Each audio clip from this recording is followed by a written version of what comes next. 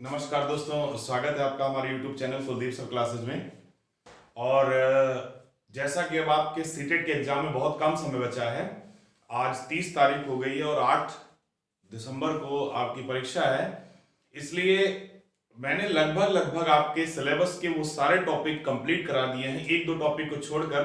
जैसे Sigmund Freud की theory आपको पढ़ाना बाकी है और एक टॉपिक आकलन का आपको पढ़ाना बाकी है, प्रोग्रेसिव एजुकेशन यानी प्रगतिशील शिक्षा का टॉपिक बाकी है। बाकी ऑलमोस्ट साइकोलॉजी के सारे टॉपिक सीटेट के पॉइंट ऑफ व्यू से आपके कंप्लीट करा दिए गए हैं। लेकिन अगर आपने सीटेट का पेपर देखा होगा या आपने सीटेट का पेपर दिया होगा तो आपको पता है कि पूरे पेपर में अगर सबसे बड़ा कोई सेगमेंट होता है तो वो होता है पेडागोजी का। एक कंफ्यूजन जो मैं आपका दूर कर दूं, बहुत सारे लोग जो मैसेज करते हैं हमें या हमसे पूछते हैं वो बोलते हैं कि पेडालॉजी पेडालॉजी ये शब्द यहां पर प्रयोग नहीं होगा। बच्चों की बात छोड़िए, मैंने तमाम शिक्षकों को पढ़ाते हुए देखा है जो पेडालॉजी बोलते हैं। गलती बच्चों की नहीं है या जो तैयारी करता उसकी नहीं है, क्योंकि चाहे यूट्यूब पर पढ़ाते हुए या क्लासेस में पढ़ाते हुए मैंने बहुत सारे शिक्षकों को देखा है जो पेडालॉजी शब्द बोलते हैं। पेडालॉजी शब्द का मतलब होता है मृदा विज्ञान, यानी जो मिट्टी का विज्ञान होता है, जो मृदा का विज्ञान होता है, यानी इसका मतलब होता है मृदा विज्ञान।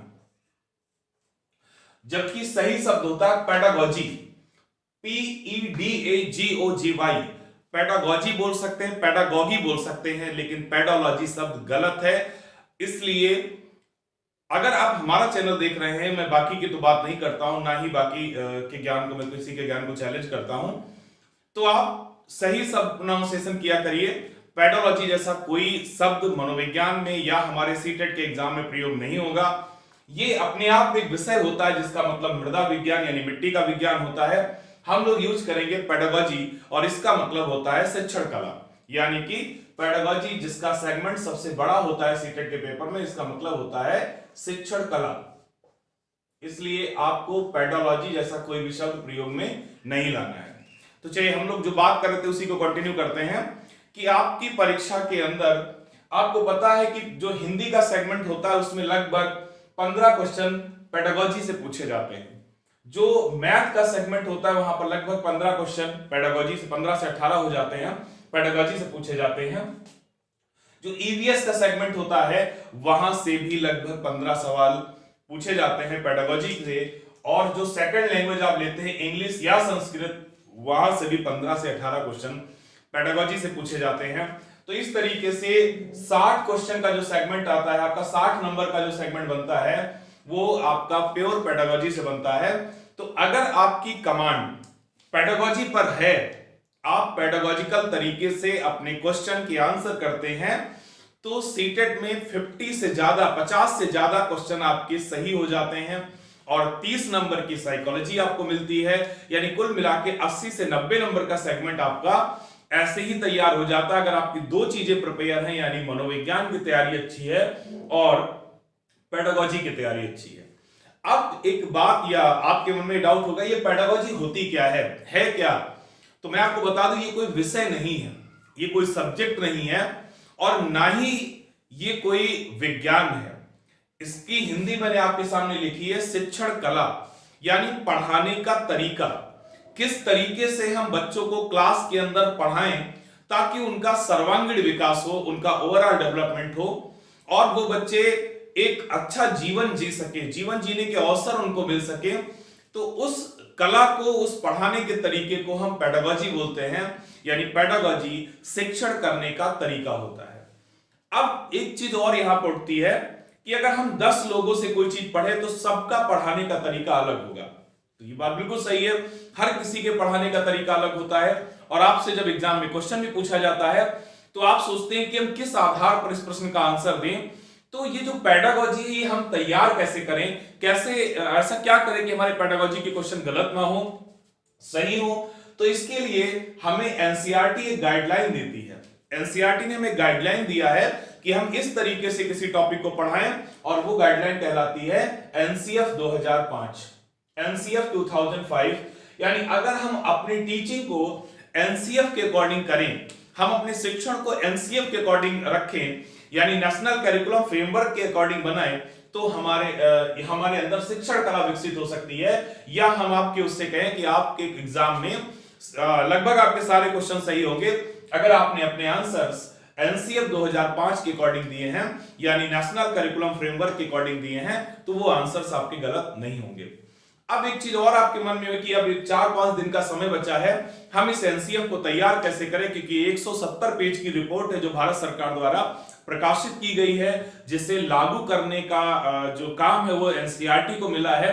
और एनसीईआरटी लगातार 2005-2009 में अपनी प्लानिंग के तहत, अपने मॉडल के तहत उसे लागू करती है। नई शिक्षा नीति अगले वर्ष आ रही तो उसमें और ज्यादा चेंजेज है, वो सब चीजें आपको आगे पता चलती है रहेगी। अभी हम लोग बात एनसीएफ की कर रहे हैं कि अगर हम इस 170 पेज की रिपोर्ट को ना पढ़ें, एक हफ्ता हमारे पास बचा है, कैसे एग्जाम की तैयारी करें कि हमारे पेडागोजी के क्वेश्चन गलत ना हो, तो बिल्कुल सही है। मैं आपको उसका एक शॉर्ट ट्रिक बताता हूं कि 170 पेज की एनसीएफ की रिपोर्ट को अगर हम ना पढ़ें तो सिर्फ हमें उसके मार्गदर्शी सिद्धांतों को पढ़ लेना चाहिए। उसके 5 मार्गदर्शी सिद्धांत है, 5 बेसिक गाइडलाइन है। अगर वो 5 गाइडलाइन को ध्यान में रखते हुए हम अपने क्वेश्चंस के आंसर करेंगे, उन 5 बातों को ध्यान में रखते हुए हम अपने प्रश्नों के उत्तर देंगे, तो हमारे प्रश्न कभी भी गलत नहीं होंगे। और जैसा मैंने आपको बताया कि आपके पेपर में सबसे ज्यादा अगर मार्जिन किसी चीज का होता है तो पेडागोजी का होता है, तो आपके पेडागोजी के क्वेश्चन गलत नहीं होंगे यदि आप उन 5 बातों को ध्यान में रखते हुए अपने क्वेश्चन के आंसर करेंगे। 5 बातें कौन सी है, विस्तृत चर्चा इस पर हम लोग करते हैं।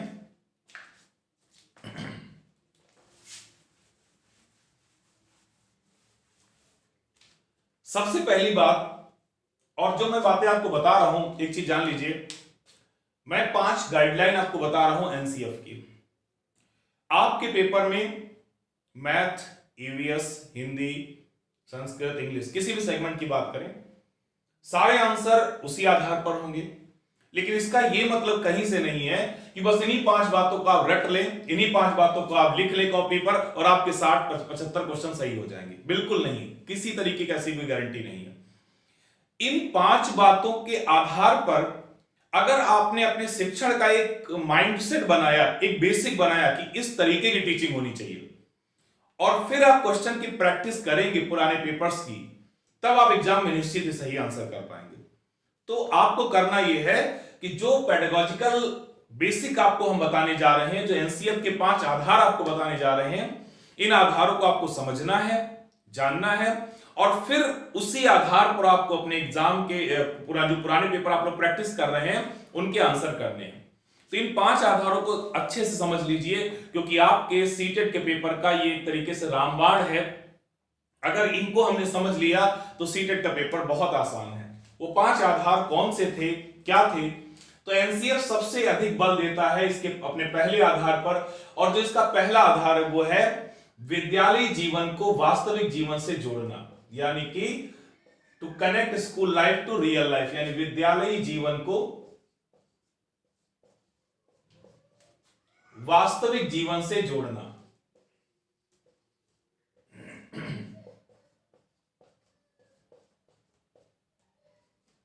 विद्यालय जीवन को वास्तविक जीवन से जोड़ना। अब आपको ये चीज तो आपने समझ ली, लेकिन अब आप क्वेश्चन के फॉर्म में अगर इसको ले जाएंगे तो हमें अपने 4 ऑप्शन में जो आपसे क्वेश्चन पूछा जाए, किसी भी सेगमेंट का, ईवीएस का पूछा गया, गणित का पूछा गया, हिंदी का पूछा गया, इंग्लिश का पूछा गया, संस्कृत का पूछा गया, या आपको साइकोलॉजी में क्वेश्चन मिला, तो हमें ये देखना है उन 4 ऑप्शन में कौन सा ऑप्शन बच्चे के स्कूली जीवन को वास्तविक जीवन से जोड़ रहा है। जैसे आपसे पूछा गया कि यदि आपको ईंधन की बचत, ये 2019 ईवीएस का क्वेश्चन है, एनवायरमेंटल साइंस का क्वेश्चन है, पर्यावरण का क्वेश्चन है, कि यदि हम बच्चे को ईंधन की बचत टॉपिक पढ़ाना चाहते हैं तो हमारे पास पढ़ाने के लिए सबसे अच्छा आधार क्या होगा। 4 ऑप्शन आपको दिए गए, पोस्टर, अखबार, मैगजीन, किताब। अब इन 4 ऑप्शन में आपको यह देखना है कि कौन सा ऑप्शन बच्चे के विद्यालय जीवन को वास्तविक जीवन से जोड़ता है। तो इसमें वास्तविक जीवन से संबंधित सिर्फ न्यूज़पेपर है, यानी न्यूज़पेपर बच्चे के घर में आता है, उसमें पिक्चर वो बने हुए देखता है। तो अगर स्कूली लाइफ में या स्कूल की क्लास में हम उन न्यूज़पेपर की कटिंग ले आए, उन न्यूज़पेपर्स पे चर्चा करें, तो बच्चा ज्यादा बेहतर तरीके से सीख सकता है। यानी हमें अपने 4 ऑप्शन में उस ऑप्शन को चुनना है जो बच्चे के विद्यालय जीवन को वास्तविक जीवन से जोड़ता हो। जैसे 2018 में पूछा गया कि कक्षा 3 में पोषण, न्यूट्रिशन की संकल्पना पढ़ाने के लिए एक अध्यापक पाठ की शुरुआत कहां से करेगा। अब आपको ऐसे क्वेश्चन में देखना है कि हमें बच्चे को पोषण पढ़ाना है और पोषण पढ़ाने के लिए हम अपने पाठ की शुरुआत कहां से कर सकते हैं। 4 ऑप्शन आपको दिए गए। पहला ऑप्शन दिया गया बच्चे को विभिन्न प्रकार के, जो भी ऑप्शन दिए मैं सही आंसर बताता हूं, बच्चे का टिफिन खोलना और टिफिन में रखे खाने के साथ चर्चा प्रारंभ करना। यानी अब जो 3 ऑप्शन बाकी दिए गए थे वो उतना ज्यादा विद्यालय जीवन को वास्तविक जीवन से नहीं जोड़ पा रहे थे जितना बच्चे का टिफिन। यानी कि हमें अपने आंसर्स में उस ऑप्शन को चुनना होगा जो बच्चे के विद्यालय जीवन को वास्तविक जीवन से जोड़ेगा। यानी कि आप ऐसे आपको 10-15 क्वेश्चन जरूर मिलेंगे। जैसे पूछा गया आपको कि मैथ की पेडागॉजी में कि यदि हम बच्चे को ज्यामिति की संकल्पना पढ़ाना चाहते हैं तो या किसी भी आकार के बारे में पढ़ाना चाहते हैं तो पाठ की शुरुआत कहां से कर सकते हैं। तो उसमें था अप्रमाणित मापों का प्रयोग। यानी कि जो अप्रमाणित मापें होती हैं, दीवार, बोर्ड, और वैन हीले के थ्योरी में मैंने आपको ये चीज बताई भी है कि सबसे पहले बच्चे को उन चीजों के बारे में जानकारी देंगे जिसमें वो वास्तविक जीवन में रहता है। यानी घर परिवार दोस्तों के साथ जिन जिन बातों को करता है, जिस तरीके की एक्टिविटी करता है, खेल खेलता, वो सारी चीजें हमें क्लास के अंदर लेकर आनी है। तो हमें अपने ऑप्शन में उस ऑप्शन को चुनना होगा जो बच्चे के विद्यालय जीवन को उसके वास्तविक जीवन से सबसे अधिक जोड़ रहा होगा। याद रखिए कई बार 2 से 3 आंसर जो ऑप्शन होते हैं सीटेट में वो हमें सही मिलते हैं। तो हमें ये देखना होगा कि कौन सा ऑप्शन बच्चे को सबसे ज्यादा विद्यालय जीवन को वास्तविक जीवन से जोड़ने का अवसर दे रहा है। तो सबसे पहला मार्गदर्शी सिद्धांत है, इसमें जितनी देर चर्चा की जाए कम है। आप शॉर्ट में समझ लीजिए और प्रैक्टिस में क्वेश्चन करेंगे तो आपको आसानी से हो जाएगा। तो पहली चीज विद्यालय जीवन को वास्तविक जीवन से जोड़ना। दूसरी बात जिस पर एनसीएफ ने बल दिया, बच्चों की भाषा, बच्चों की भाषा पर बल देना या बच्चों की भाषा को स्वीकार करना, बच्चों की भाषा को स्वीकार करना। जब हमने आपको नॉम चॉम्स्की पढ़ाया था, मैंने आपको बताया था कि चॉम्स्की ने अपने रिसर्च के द्वारा यह बताया है कि बच्चे विद्यालय में खाली स्लेट बनकर नहीं आते, उनके पास एक भाषा का समृद्ध ज्ञान होता है जो उन्होंने अपने आप अर्जित किया होता है। और भाषा का मतलब हम सभी लोग जानते हैं अपनी बातों को कहने का तरीका, किस तरीके से आप अपनी बातों को दूसरों तक पहुंचाते हैं, वो माध्यम, वो तरीका भाषा कहलाता है।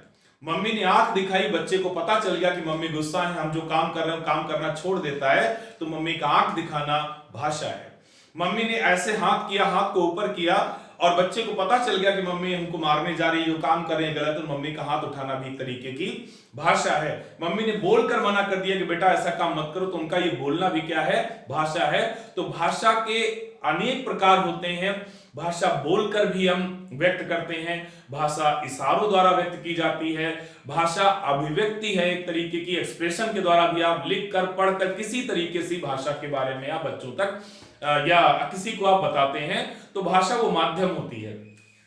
अब बच्चे की या किसी की भाषा में सबसे महत्वपूर्ण तत्व क्या होता है?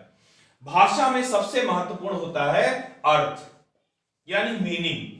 किसी भी भाषा में सबसे महत्वपूर्ण तत्व क्या होता है? उसका मीनिंग। जैसे मैंने आपको बताया कि यदि मम्मी ने आंख दिखाई और बच्चे को पता चल गया कि मम्मी गुस्सा है, तो इसमें आंख दिखाना महत्वपूर्ण नहीं था, बल्कि बच्चे का यह समझ लेना महत्वपूर्ण था कि मम्मी गुस्सा है और हम ये काम करना बंद कर दें। तो यानी इस भाषा के प्रयोग में, या किसी मम्मी ने आंख दिखाई, किसी की मम्मी ने हाथ से इशारा किया, तो उन सारी चीजों में मीनिंग महत्वपूर्ण है, अर्थ महत्वपूर्ण है कि हम जो मम्मी हमारी गुस्सा है। और इस अर्थ का निर्माण मम्मी ने नहीं किया। मम्मी ने आंख दिखाई, बच्चे को समझ में आ गया कि मम्मी गुस्सा, यानी अर्थ का निर्माण बच्चा स्वयं करता है और स्वयं अर्थ का निर्माण करता है। इसलिए सीटेट के पेपर में स्वनिम लिख कर आता है। ये शब्द आपने देखा होगा, सीटेट के पेपर में स्वनिम लिख कर आता है। यानी भाषा का अर्थ, या पूछा आपसे क्या कि भाषा के अर्थ की सबसे छोटी इकाई कौन सी होती है, तो आपने स्वनिम लिखा, बिल्कुल सही है। यानी भाषा में सबसे महत्वपूर्ण अर्थ होता है और अर्थ का निर्माण स्वयं किया जाता है, इसलिए इसे स्वनिम बोलते हैं। कहने का मतलब है कि भाषा में सबसे महत्वपूर्ण उसका मीनिंग होता है। अब यहां से क्वेश्चन बहुत ज्यादा बनते हैं। जब आपसे पूछा जाता है कि एक लड़की किताब पढ़ते समय जीवन को जिंदगी बोलती है, यानी जहां पर भी जीवन लिखा है वो लड़की क्या बोलती है, इसे जिंदगी बोलती है, उस बच्ची की भाषा कैसी है? तो अब आप देखिए, यहां पर आइए, भाषा में सबसे महत्वपूर्ण क्या होता है? अर्थ होता है। तो जीवन का अर्थ भी वही होता है और जिंदगी का अर्थ भी वही होता है, यानी बच्ची की भाषा बिल्कुल सही है, क्योंकि भाषा में सबसे महत्वपूर्ण मीनिंग होता है और उस बच्ची ने सही मीनिंग का प्रयोग किया है। गलत शब्द हैं और शब्द एनवायरमेंट से लिए जाते, वातावरण से लिए जाते हैं, तो हमें उस बच्ची में कोई सुधार नहीं करना है बल्कि उसके वातावरण में सुधार करने की कोशिश करना है। तो याद रखिए, ऐसा कोई भी ऑप्शन आपको मिलता है, ऐसा कोई भी क्वेश्चन आपको मिलता है जहां बच्चा कुछ भी बोलता है, जैसे आपसे पूछा गया कि एक बच्चा आपके पास आया, बोलता है कि रमेश का दादा आया है। अब बच्चे ने बोला रमेश का दादा आया है, आप कहेंगे बच्चा गलत बोल रहा है, क्योंकि उसे बोलना चाहिए रमेश के दादाजी आए हैं, नो डाउट यही बोलना चाहिए बच्चे को। लेकिन आपने बोला रमेश के दादाजी आए हैं, वो बच्चा बोल रहा है रमेश का दादा आया है, क्या इन दोनों का मीनिंग अलग अलग होगा? तो मीनिंग एक ही होगा। फिर मैं बता रहा हूं, भाषा में सबसे महत्वपूर्ण अर्थ होता है। चाहे बच्चे ने बोला रमेश का दादा आया है, चाहे बच्चे ने बोला रमेश के दादाजी आए हैं, दोनों चीजों में अर्थ एक ही निकलता है, इसलिए दोनों सेंटेंस सही है। हमें बच्चे की इस भाषा को रोकना नहीं चाहिए, बल्कि हमें दोहरा देना चाहिए, अच्छा बेटा रमेश के दादाजी आए हैं, ताकि बच्चा अगली बार ये बोलने लगे कि रमेश के दादाजी है। लेकिन अगर आपने बच्चे को रोक दिया, टोक दिया, तो बच्चे बोलना छोड़ देते हैं, उनकी भाषा समाप्त हो जाती है। जैसा कि आजकल के स्कूल करते हैं कि बच्चा जब घर की भाषा का स्कूल में प्रयोग करता है तो हमारे स्कूल उसे रोक देते हैं, इससे बच्चे क्लास में बोलना छोड़ देते हैं, जो बहुत गलत बात है। हमें बच्चों की घर की भाषा को जितना ज्यादा हो सके क्लासरूम के अंदर प्रयोग करना चाहिए। यहां से बहुत ज्यादा क्वेश्चन आपको मिलते हैं, मुझे लगता है हिंदी की सारी पेडागॉजी इसी पॉइंट के ऊपर बेस्ड होती है। तो याद रखिए, हिंदी, इंग्लिश और संस्कृत के जो पेडागॉजी होती है वहां पर दो बातें आपको ध्यान में रखनी है। पहली, बच्चों द्वारा बोली गई किसी भी शब्द या भाषा को आप गलत नहीं लगाइएगा, और अगर सुधार करने की बात आए तो सुधार बच्चे में ना करके सुधार उसके वातावरण में करना, क्योंकि बच्चा अपनी भाषा और उसका अर्थ स्वयं निर्मित करता है, इसलिए गलती बच्चे की नहीं हो सकती। इन बात को ध्यान में रखकर अपने आंसर्स आपको करने हैं और बच्चे को ऐसा परिवेश हमें देना है, ऐसा एनवायरनमेंट हमें देना है कि बच्चा भाषा को ज्यादा बेहतर तरीके से सीख सके, बजाय इसके कि भाषा पर आप बहुत ज्यादा बच्चे को प्रैक्टिस कराएं। प्रैक्टिस कराने की अपेक्षा भाषाई माहौल बच्चे को दिया जाए तो बच्चा अपनी भाषा का निर्माण स्वयं कर लेगा। तो दूसरी बात जिस पर एनसीएफ ने बल दिया वो है बच्चों की भाषा को क्लास के अंदर स्वीकार करना। इसके बाद हम तीसरे पॉइंट पर आते हैं। तीसरा पॉइंट जिसके आधार पर हमें आंसर्स अपने एग्जाम में करने हैं वो है सोशल इंटरेक्शन, यानी सामाजिक अंतःक्रिया।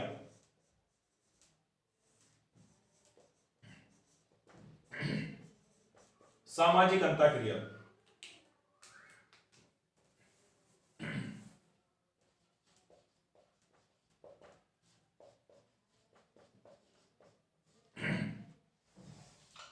यानी हमें जानना होगा, स्कूल वो सेंटर होते हैं, स्कूल वो केंद्र होते हैं जहां बच्चा इंटरेक्ट होने आता है।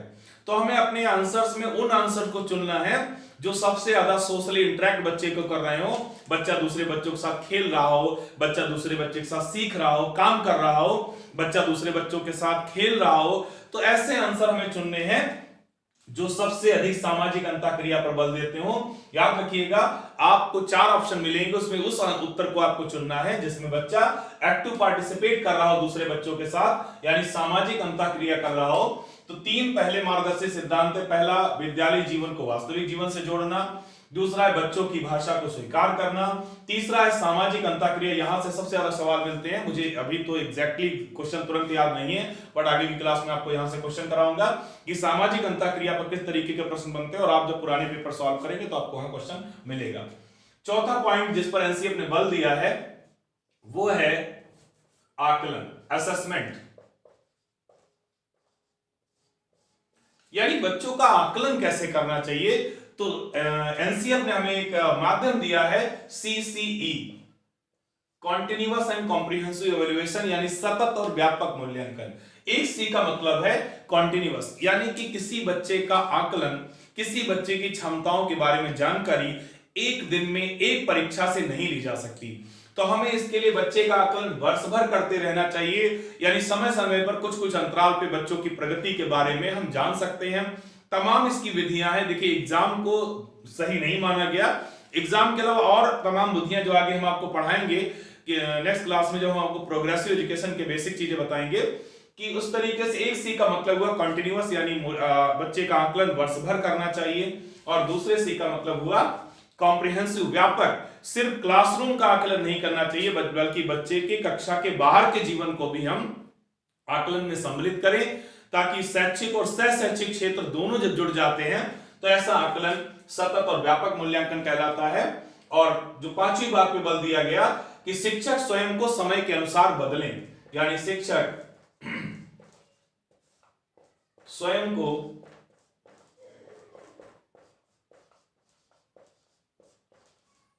समय के अनुसार बदले, यानी आज समय ग्लोबलाइजेशन का है, आज वैश्वीकरण का जमाना है। आप एक आधार पर एक तरीके से क्लास को पढ़ा नहीं सकते, आपको समय के अनुसार बदलना है। आज अंग्रेजी ग्लोबल लैंग्वेज बन गई है, आज आप बच्चे को अंग्रेजी, कंप्यूटर, ये सारी चीजें सिखाइए, क्योंकि समय के साथ आपको बदलना है, समय के साथ आपको चलना है।